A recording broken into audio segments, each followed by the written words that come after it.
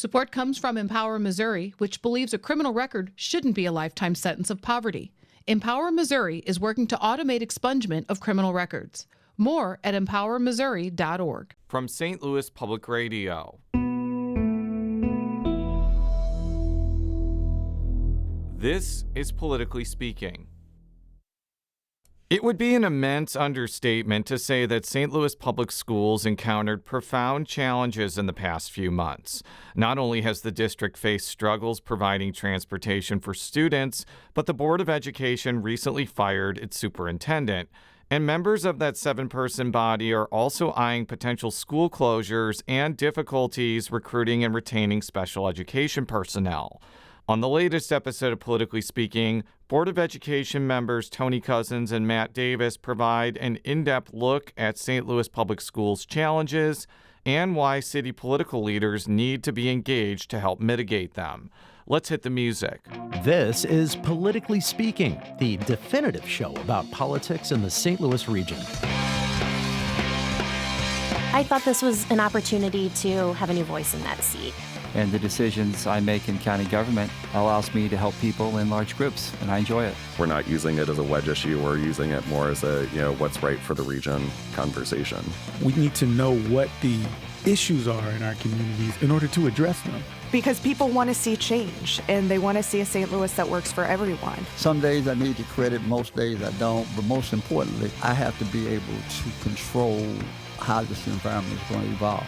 We knew that in races that have multiple candidates, the only way you win is in the streets. And welcome to Politically Speaking. I'm your host, St. Louis Public Radio political correspondent, Jason Rosenbaum. Joining me as a co-host for the first time, she is St. Louis Public Radio's newly minted education reporter. Hi, I'm Hiba Ahmed. And we have two guests today. One is the president of the St. Louis Public Schools Board of Education, Toni Cousins, and the vice president of SLPS's Board of Education, Matt Davis. We have a lot to talk about. How do you think the school year has been going so far? Well, I think it depends. Obviously, we started out tumultuous. We had transportation issues. We had a change in leadership at our superintendent level, along with a lot of other administrators. But, in terms of the school day, I have 2 kids in SLPS. It's been like any other school year. There's highs and lows, there's ups and downs, but every day people are showing up to school. Teachers are doing what they're trained to do. And it's been, in many ways, you wouldn't notice that the headlines are saying that we're in crisis because people are doing what they always do. Totally agree. If you go into the schools, you talk with the students, the principals, the administration, you will see something completely different than what you're reading day to day in the papers. I want to take some time to talk a little bit about the leadership change that you were mentioning. Toni, I'll start with you. I want to ask about Keisha Scarlett. The board terminated her contract earlier this fall. Why did you fire her? We had some concerns with what we were seeing upon her 1-year evaluation. Based on the evaluation, what came to light, there was some concerns, and based on those concerns, we felt it best that we separate our relationships between her and the district. Okay. Matt? Yeah, so I think it's important to know what school boards do in the state of Missouri and what we're trained to do. Mm-hmm. And so to be very sort of basic, it's always said the school board has one employee, that's the superintendent. Mm-hmm. And by statute and regulation by the Department of Education, we perform an annual evaluation of a superintendent. We did it under Dr. Adams, and we were doing it under Keisha Scarlett. Mm-hmm. During that process, it came to light that there were probably more serious policy violations that required further investigation, rather than just saying, these are things, on your goals that we don't think you've met, or you're a first-year superintendent. Mm-hmm. These are things you need to work on. Right. So the policy violations are really the reason that came to termination. Okay. And so this evaluation happened, and then a third-party investigator was brought on, right? Yes. And you said through that investigation, preliminary findings from that investigation led you to this decision to terminate her contract. What did that investigation tell you? So it's almost final. I think it will be finalized this week, and based on advice from our attorneys, we're going to decide what can be released. My hope is to release all of it, but there may be valid reasons that we're convinced by the attorneys that some of the things have to be kept confidential and can be kept confidential. But I mean, it has been our intent from the beginning. Let's make sure that the public understands exactly what we're doing. So not to interrupt, but there have been situations. My kids go to Maplewood Richmond Heights School District, and there have been people, principals, administrators who have left under unknown circumstances. Mm-hmm. And a lot of the people wanted to know more, and often they said, well, there are HR personnel matters that you have to adhere to. But I think there's a tension here because these are public employees doing a very public job, and people want to know why people left. How do you kind of deal with that tension, which is a very real one? Well, I think one of the things that we did was to hire this outside investigator. So it's not just us saying it, so that they can go and create a report, they can look at documents and show exactly what policies were violated from their perspective and bring that forward. So you're trying to address that tension by making sure the employees have due process, that, it's not just people running on emotion, it's not just people's opinions, but that there are facts established. With that said, once you do that, then, you have these legal issues in terms of employment contracts and things like that, and the lawyers are always very protective of releasing that information. So as board members, the transparency is most important. I mean, this is politically speaking, we are elected, so we're going to have to answer to the voters ultimately and explain these things. But at the same time, you don't want to get the school district into any sort of other peril by violating somebody's rights. But to answer your question, I think I can basically say, and this is what we've already discussed already, that there were policy violations in terms of salaries and hires that were not approved by the board, and that there was information that was omitted from the board when those people were hired. There were also some independent contracts, some consulting contracts that were not approved by the board or violated policies. Mm-hmm. And that's not to say that we were unaware of new administrators being hired. We knew that we had hired a superintendent who was coming in to change things because we knew things needed to change. Mm-hmm. Also, we're at an end of an era where we had a superintendent for 14 years. Right. People weren't going to stay. Sure. They were used to one way. They didn't want to go with the change. Yeah. So there was a lot of things that were changing, but putting aside policies, putting aside regulations to make those changes, that's just a bridge too far. And we would be violating our fiduciary obligations if we allowed that to continue. Mm-hmm. But the two of you also bear a certain amount of responsibility or accountability here because you hired her, right? And I think that's where some of also the tension is coming from within the community. So the two of us didn't hire her. Mm-hmm. 7 of us hired her. To be clear, mm-hmm. it took all, to hire. And it took the community. It wasn't just the board making a decision. We went through the entire process. We had community engagement. We had input from everyone. So we wanted, and this was the first time a process of that magnitude actually occurred. Mm-hmm. If you look at it, like he said, in 14 years, we had never, gone through a process of that magnitude of what we did.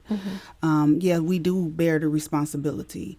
This is who was chosen. This is who we felt would be, that person that could lead the district to where it needed to go for the changes that needed to be made. Mm-hmm. It didn't happen. Mm-hmm. And we bear the responsibility that we knew needed to be taken. We saw issues that had occurred in our position as governors. We took the stand and we corrected that. Mm-hmm. We did not allow the policy violations to go on into another year. The year of her evaluation came up and we addressed it and we took action. And we should say that Scarlett is pushing back on her firing and has said that she will possibly file suit with the district. But I do want to go back on, you had said that these hires are usually run by you, right? Can you clarify a little bit about like what is your purview when it comes to certain positions that now need to be filled, right? Like we know the director of communications, which is, I'm worried as a journalist, that's what I'm concerned about, right? But, there's the director of transportation who recently retired last month as well. So do those positions come under your purview? Do you review those candidates? So school boards don't sit on interviews. Okay. We don't do background checks. They're generally presented to us in a closed session because it's a personnel matter. Where we ask questions. We can request resumes. We don't get resumes for everybody that is hired. We don't get teachers' resumes. It wasn't until we were on the board they didn't used to even present principal and assistant principal resumes.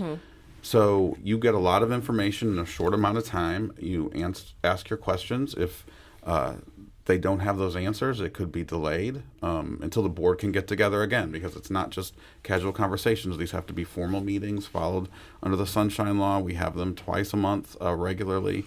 And so you rely on the staff, and particularly the superintendent, who's the one who is our direct contact with the staff, to present us with accurate, complete information. So, for example, if this person used to work with you before, and you'd worked with them before, you would expect the superintendent to say, hey, I've known this person for 10 years. That didn't always happen. Or I found this person through this way. That didn't always happen. And so once we realized that we weren't given the full information on not just one, but multiple hires, that became a red flag. Do you have an idea of how much money was spent on some of these hires that Scarlett had brought on? I do believe when we get our final report, all of that will be broken down. Okay. But honestly, some of them didn't even really start. Right. So okay. That was my next question. Yeah. So I mean, I can say it wasn't $35 million.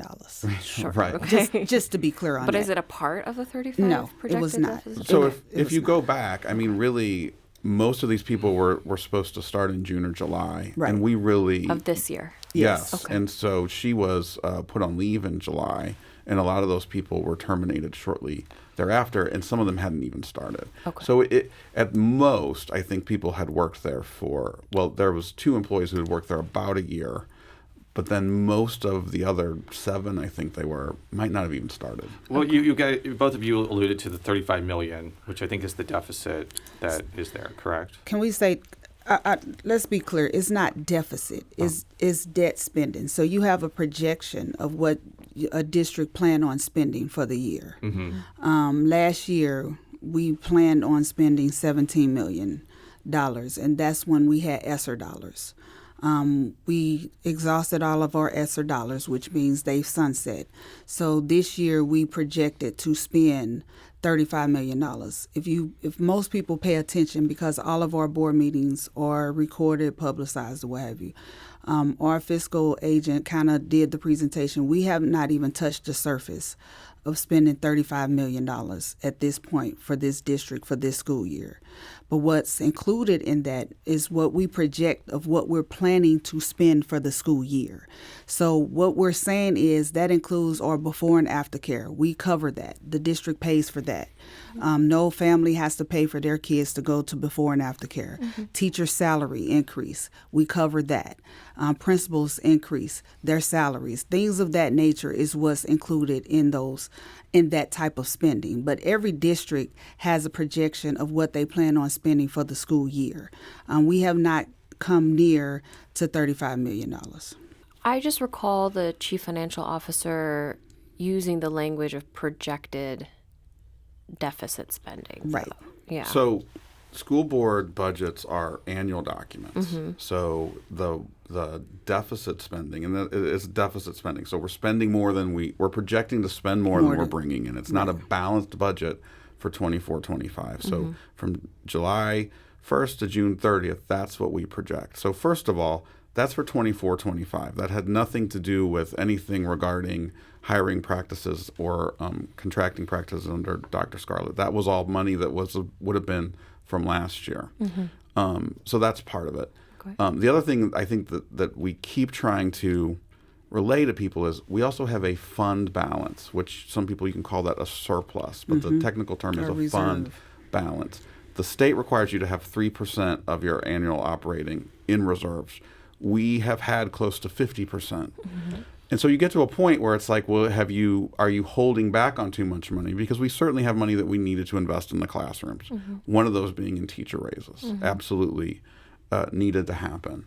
And then other things that are holdovers from the ESSER funding, like paying for aftercare. We had to go to paying teachers extra service pay for aftercare because our aftercare providers, which had previously been paid for through some city revenue through the mental health board, that went away during ESSER. So we had to supplement that.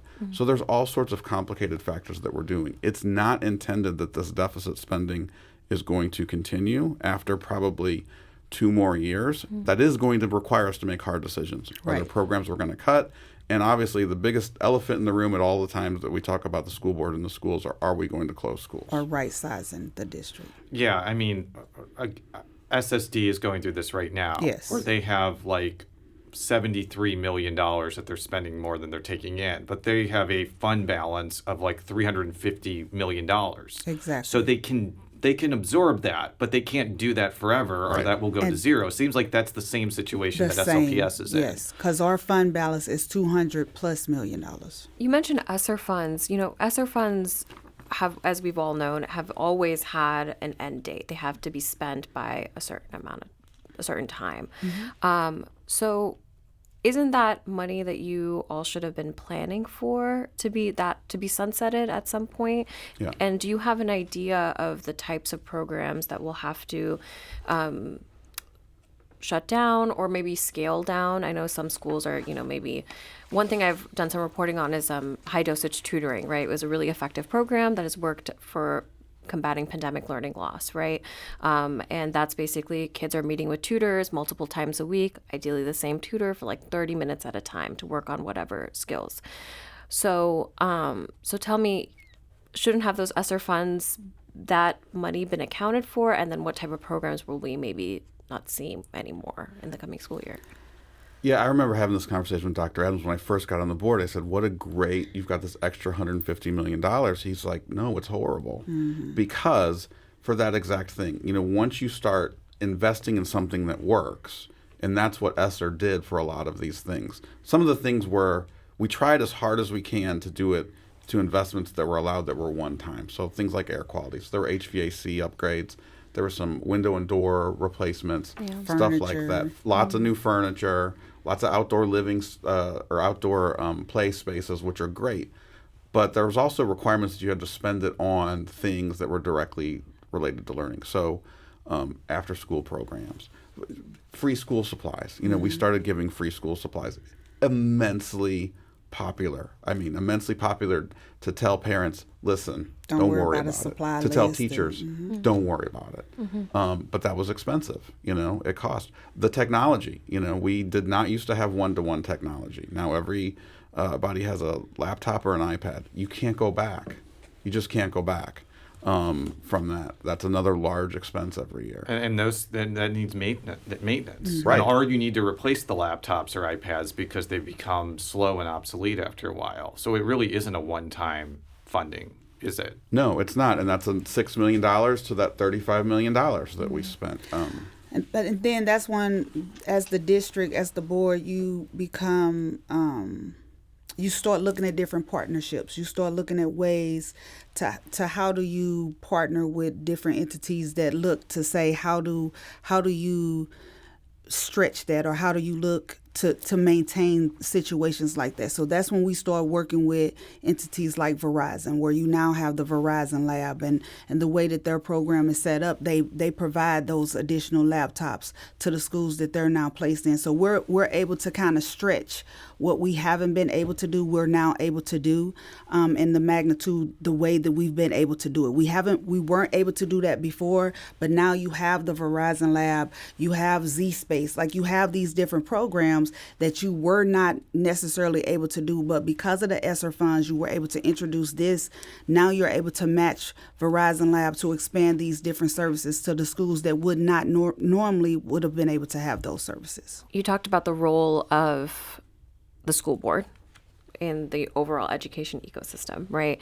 It is a board that is supposed to hold the district accountable. I wonder, how do you feel that interim superintendent Millicent Borchardt is doing? It's been a few months of her leadership. So what do you think, Toni? I think given everything that has been occurring within the district, within the media, I think Dr. Borsche has really put in a lot of sweat equity. Her passion and commitment for the children is remarkable. I have concerns, and it's not in a bad way, but the concerns that I have is that passion that she has. She's there from sun up to sundown. I'm really committed to seeing the success of the district.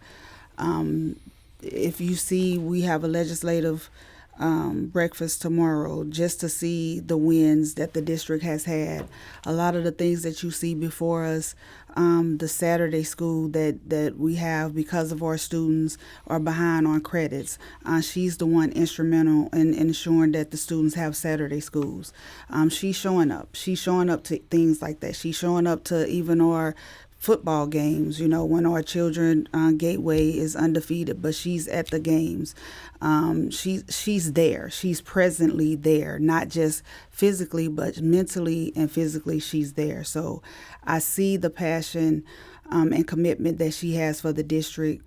And given the scrutiny that this district has been under, her thrive and commitment to the transportation challenges that we have, like she's committed to seeing that through and seeing the success of the district. So I have much respect for what this lady has gone through and how she's constantly committed to this district. There were two things prior to becoming acting and then interim superintendent that really impressed me with Dr. Borsche that she was doing when she was chief of schools and then deputy superintendent. The first was she really, from day one, took on a program looking at comprehensive schools in the district, which are in the lowest 5% of the state, and they receive additional money, using that money to make sure that there was impact in terms of literacy.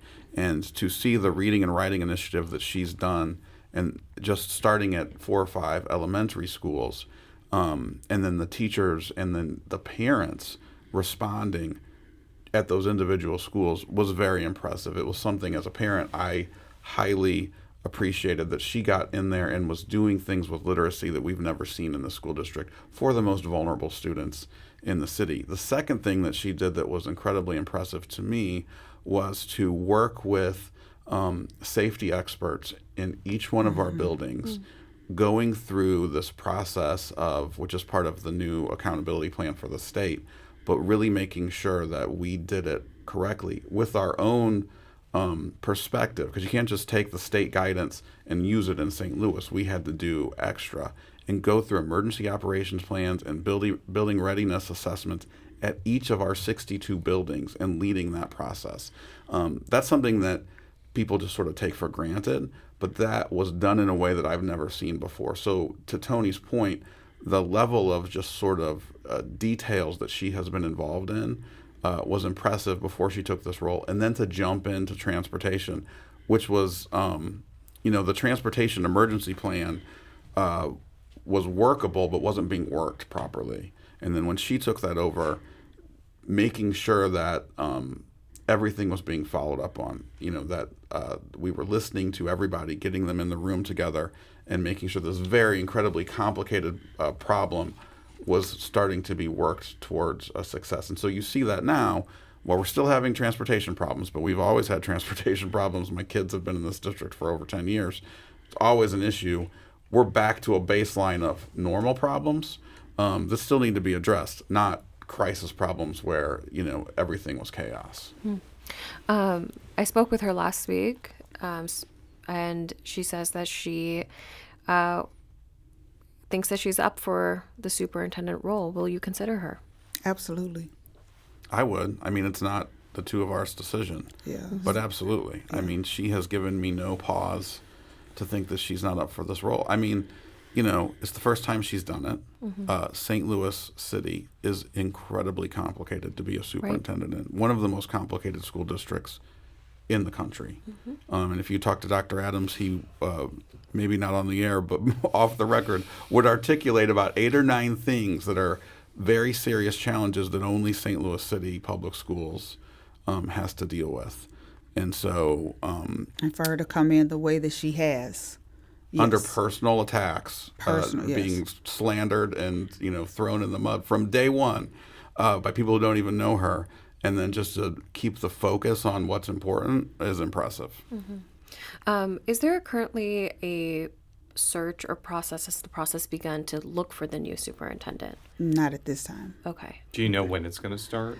That's a board decision of a whole. Right now, we're focusing on trying to stabilize things for the district. We've worked on her contract for her to be the interim, and that's what we're trying to focus on right now. We need to take a quick break, but we'll be right back on Politically Speaking with Toni Cousins and Matt Davis, 2 board members of the St. Louis Public Schools Board of Education.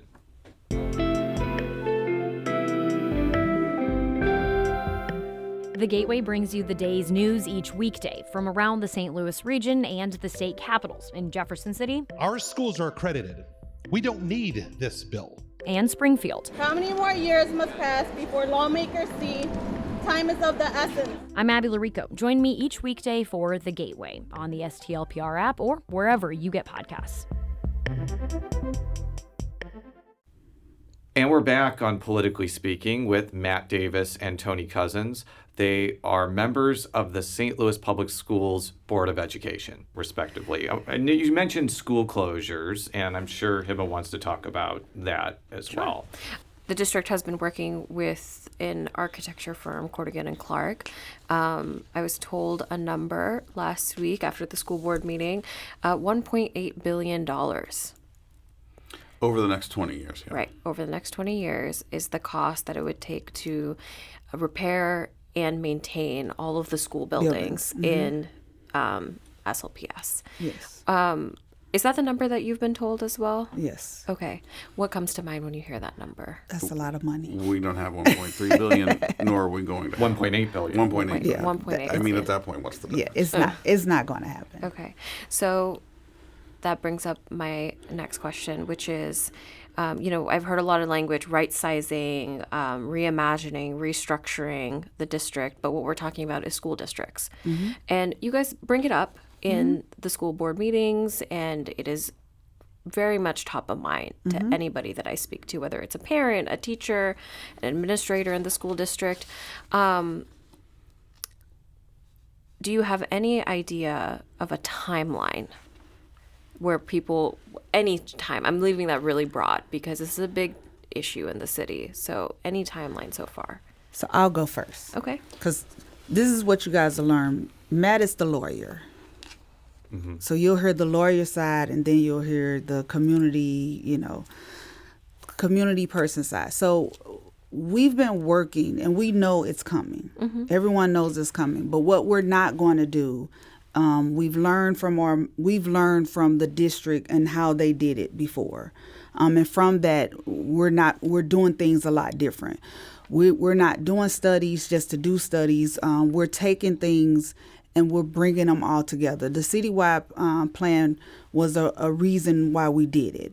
The citywide education plan came from recommendations, and that was something that community was a part of, business, other schools, everyone was a part of that process. So we're using that, as well as the feasibility study that you see Corrigan and Clark working on, as well as the study that Missouri State Board Association did.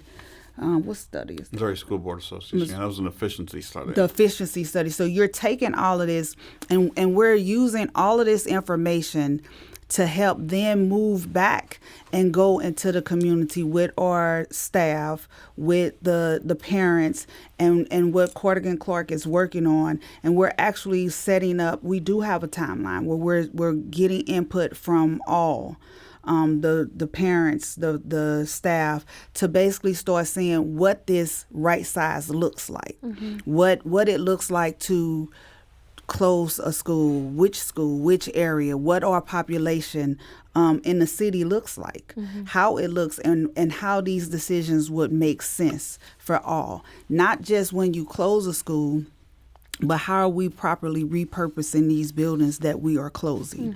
That's been the challenge that we've seen in the past. We didn't want to, with the Prop S dollars, put all of this money into a building and then you turn around and close it and it sit, and then it starts getting stripped blind.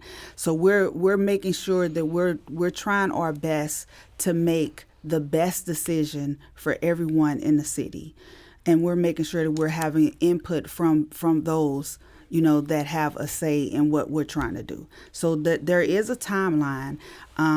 The first step, we've kind of gotten over all the hurdles, with all the studies, everything that needs to be done. And the next stage that we're at is we're rolling out to have those kind of input and engaging meetings with all the community. With the community, you're saying? yes, Okay. and all the information that we have from the citywide, the feasibility, from all the things. We're kind of bringing all of this stuff together to say, okay, here we are. Now we're looking for input and feedback. We're not saying this is our 20 buildings we're going to close. We're not doing that. We're trying to get input from everyone first to be able to make those final decisions. But I could see a scenario where you have these engagement sessions and literally nobody wants to close any schools. Yeah. But you're still going to have to do it. So how do you deal with that likely possibility? And that happens in every time, and it's happening in every major urban city in America. It happened Philadelphia's with the going Catholic through it. schools. Closing down parishes, and some people are not. You're not going to satisfy everybody. Right, but the problem is particularly acute in St. Louis because we have this bigger problem of population decline, right? And that is obviously something that the school district is responding to. We have several problems. Population decline is one. So as part of this, as part of the Prop S study, we've engaged a demographer. The architect has engaged a demographer, so they're looking at demographics. Where are people leaving? Where are they moving? Where are the children located? Because a lot of the demographic shifts have been people moving into the city who aren't having these big families. And the big families have been moving out, and they've been moving to different. So where do we have schools located where there are kids? That's going to be something that people are going to say, I don't care. This is my neighborhood. Even though the kids have left the neighborhood, this school is still the center. You're going to leave us now with a vacant building. And that's very valid. Because that's happened before. Right. So we understand that. Our other struggle is charter schools are still opening. They're closing, but they're still opening with none of this thought going into it. There's no feasibility, whether the community wants it, whether they're financially sound, whether it's going to lead to further segregation of the schools, because a lot of the charter schools you see, you've got charter schools that are 99% white opening in the city, which is really, a step backwards for what we've been trying to accomplish over the last 50 years. Our other struggle is our system is a system of neighborhood schools and magnet schools. And since the magnet schools have been operating, we really haven't rethought them. And so we've changed the system of education in St. Louis Public Schools by contraction. You would close schools, you'd keep some open, and most of the time we were closing neighborhood schools and keeping magnet schools open. That leads to our efficiency problems in terms of transportation, because you can go anywhere to a magnet school wherever you live. Right. And so you could have buses with one kid because you live up in Penrose and you're going down to Carondelet, but you can do that because that is your magnet school. So that's another one of the complicating factors. And then fourth, we have all these big, beautiful, old, historic buildings that, this is St. Louis, that has a lot of value to us. That's the character of the city. But are they too expensive to maintain? Are they providing a modern educational environment? I'm sorry, I just have a couple of clarifying questions because I think the point you said, so there is a timeline. We're working on a timeline for when and how this would look. Okay. Yes. So you said the studies are done, or are you still in the process? The citywide plan for education is done. Right. The feasibility study is done for the most part. The facility, they keep changing the name, but looking at every building and saying, what's it going to cost? Assessing it, that's the 1.8 billion. That's done. The demography isn't quite done. That's not done. That's and the community engagement hasn't started. And that's what we're working on. That's what we're moving in to help with the plan. So the community engagement, what is that going to look like? What can people expect? That is where we will start having the different meetings in the different areas with all community components, the parents, the staff, like this is where everybody, like all hands are on deck to get input. But that's where we take the studies that I'm saying, the citywide education plan, the different studies that we have. We're kind of bringing all of this information together and say, this is what we have, this is what we're looking at, and helping get input from everyone to make these final decisions. And then what happens next? And then that's when it's all presented to the board. And then the board then have to go into making the decisions on what will be closed. And look, Jason's right. You know, the community engagement. So you have a town hall, you have a bunch of people rallying for one school because they have an alumni association or a neighborhood association.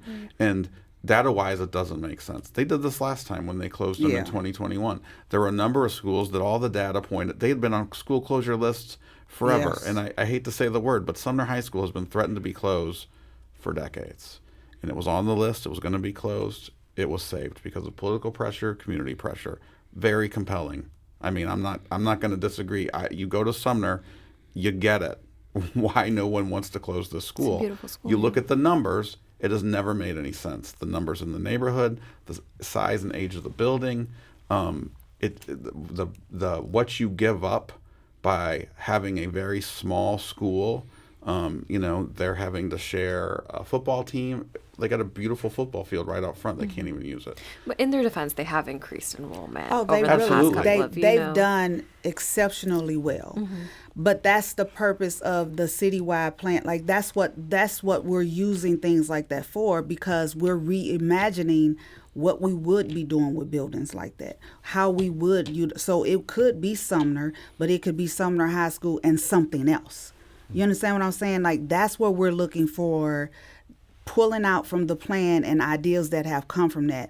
Like hypothetically, you may look at a school that we've put money into Prop S dollars in, and this school only have 50 kids, or I'm just hypothetically saying it's 75 kids. And we may say, okay, we have to close this school, but it's like he's saying, in the heart of a community. It used to be a community ed center. So now you're closing the school, but now you're going to reopen it as a community ed center because it still can serve another purpose within that community. As for this building and this school, it can still serve a different purpose for this community. And I think the community would buy into something like that. I want to shift to special education. So for full disclosure, and people who've listened to the show know this, we used to live in the city of St. Louis, even after our son Brandon was born. But he was diagnosed with a developmental disability, and our doctor told us in no uncertain terms we needed to move to St. Louis County, because St. Louis County is home to the special school district, which I mentioned earlier. The special school district is paid for by a countywide property tax, and a number of school districts basically have SSD personnel who are special education aides, speech pathologists, OT teachers. They then work in school districts. They get $550 million in revenue each year. And this was, the doctor was kind of parsing what he was saying. He was not trying to argue that SLPS special education personnel were bad, but he felt that based off his experience, they just don't stay very long because SSD could pay them significantly more money. Absolutely. So what do you think of that? I wanted to make sure that I wasn't being fed wrong information when we made that decision to move. I mean, I think there's one way you can put it is that you're going to get more, most likely, in some of the school districts that have special school district services. Not all of them, but some of them. Most of them, probably. We have two struggles from my perspective, and this is my opinion from what I've studied in this issue. One is the consistency of the staffing and just being able to fill the spots because of what you identified. You can make $20,000 more going to special school district with that certification than doing it in St. Louis public schools. And when your starting salary is $45,000-$50,000 as opposed to $75,000, that's huge. Who's going to judge somebody for doing that? So that's a struggle that I really hope that we can solve. Although every time you raise a salary, someone else is going to raise it too. We're in a competitive market, but that's too big of a gap. No, that to gap. Bridge. I'm sorry. It's too big of a gap. I understand that there's the SLPS needs people to be there, but if I were in that situation, I would choose SSD every time. And that having the special school district as a competitor for staff members and for families is one of those major hurdles that I was talking about that Dr. Adams would have told you off the record is a major problem that we face. I'm glad we identified the problem. I would like to talk about solutions here because it's not an easy thing to talk about. I would love it, for example, if SLPS could just quote unquote join SSD, but that's going to require state legislation. That's going to require the city adopting a property tax. We got to make sure it's financially good for SLPS, which we were talking before is not a sure thing. Let me just throw that open before we talk about other things about joining SSD. And there's another problem too, I think, and that is kind of going back to our previous discussion about demographics and the number of buildings as well, in that there is sort of an efficiency of scale that happens in special education often. Because if you are in a building that has more and varied special ed staff, you can provide more services consistently. And so these small schools that we have, while required, and the promise is that they're going to provide all the same services, it's just difficult and so informally, we have a lot of schools that are magnet schools that have really sort of excelled in the special education space. So Gateway STEM High School, for example, has a number of autism programs, a couple of self-contained rooms as well. And I always ask, well, how did that happen? Who picked that? And it kind of happened organically because it's a magnet school and there's transportation. Mm-hmm. So there was an economy of scale. There was a number of students. They were able to have the appropriate level of staff to meet all of the different types of needs that may happen for special ed. Melanphy Elementary is another. There's a couple other ones. But if you just showed up at your neighborhood school that may be 100 and 120 kids, and you have a need that isn't staffed at that school, it becomes a problem. And that happens day in and day out between the 62 schools. So structurally, money will help, but the structure is going to make the money more efficient. And so I think part of the reticence, even on the special school district side, we don't want SLPS to come in because they don't have the certainty of, okay, I'm going to staff this here, which the participating school districts have to provide that information to them and have that plan for staffing provided to the special school district. There's that level of collaboration. And I don't think people trust us to do that because, again, we've got the magnet school system, we've got the neighborhood school system, we have smaller size, and I think this is true, we probably have a higher percentage of diagnosed students with IEPs, whether that's valid or not, because a lot of them happen to be black boys, and that's a whole other discussion. Well, okay, let's talk about an alternative, which I think there have actually been some legislators who have proposed this, and that is creating a SLPS-only special school district, which would basically be you authorize the school district to go to the voters, pass a dedicated property tax that could only go to special education personnel. And ideally, if it's going throughout the entire city of St. Louis, it should raise more than $30 million, and you should be able to pay the current personnel more money. What do you think about that idea? We've looked into that. Because there's special school district legislation that isn't just for St. Louis County. Mm-hmm. So you can use that legislation for your own school district. We've looked at that. There would need to be changes to that legislation for it to us make sense, because we would actually lose out on a lot of federal funding and state funding and other grants if we did that. So that would have to change because it's made for a multiple school district participation, and it would need changes for us. I think where we are heading now, the easier solution is to do things like we have room in our tax levy to perhaps go up to the maximum tax levy and explain that to voters that, look, we've negotiated with the union that these positions are going to get higher salaries, that as part of our demographic studying and school assignment planning that will come out of any school consolidations happening, that these schools are going to be identified as general education, special education centers, rather than, we do have special ed schools that are dedicated for higher needs students, but something to your point, I mean, that's all fraught, but that's better than the other alternatives that are currently on the books now, which we think will be more politically fraught and just getting it, and may not have the finances. So more money and a better system is what we need to work toward. I've talked to a lot of elected officials who are outside the SLPS school board about this. I've talked to Mayor Jones about this. I've talked to Kara Spencer. I've talked to state reps, state senators since 2017 when my anecdote happened. And they all agree, the situation in SLPS with special education needs to change.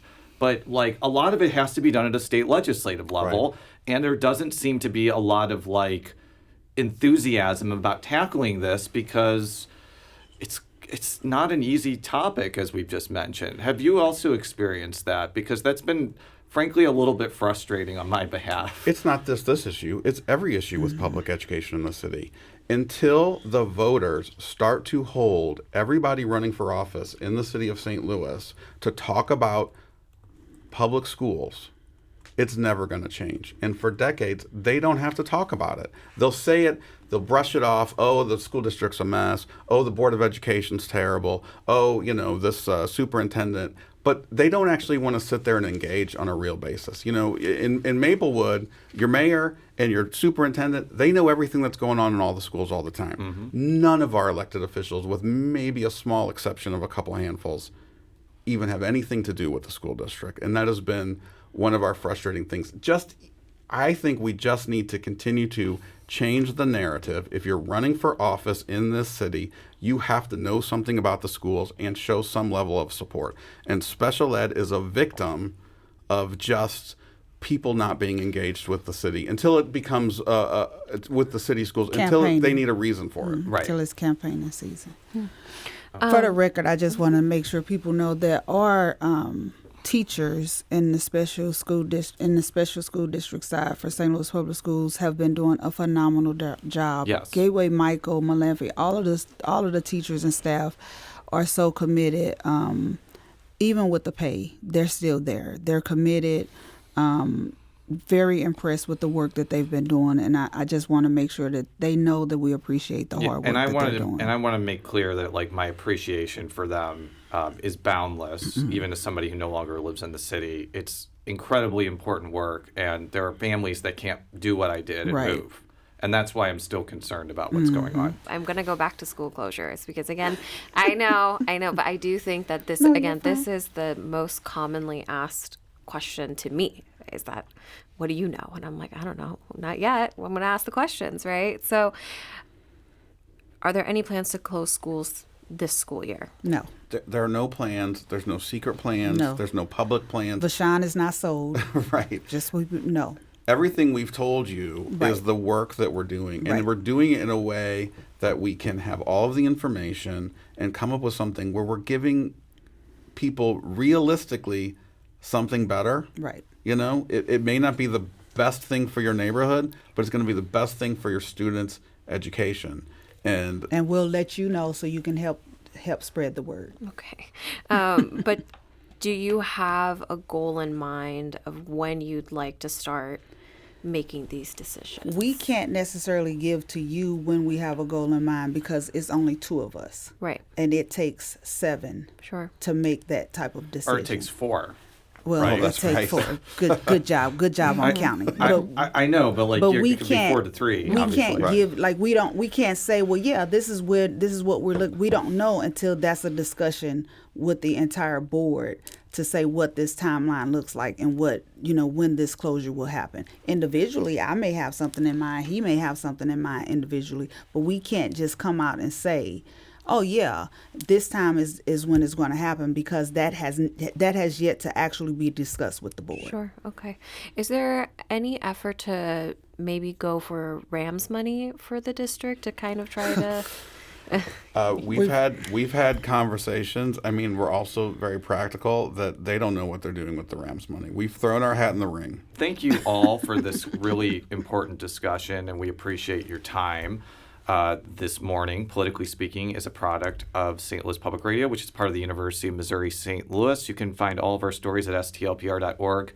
And Toni and Matt, how could people find out more about St. Louis Public Schools, or more importantly, about how the school board does their meetings if they don't know about it? Our board meetings, if you're into that sort of thing, are live streamed. They're open to the public. They're recorded. You can watch those. And honestly, I mean, people can just reach out to us. We're elected officials. We're in the community. We talk to people all the time. Well, how can people reach out to you? I'm at matt.davis@slps.org. And I'm at antoinette.cousins@slps.org. Thank you very much. And until next time, so long.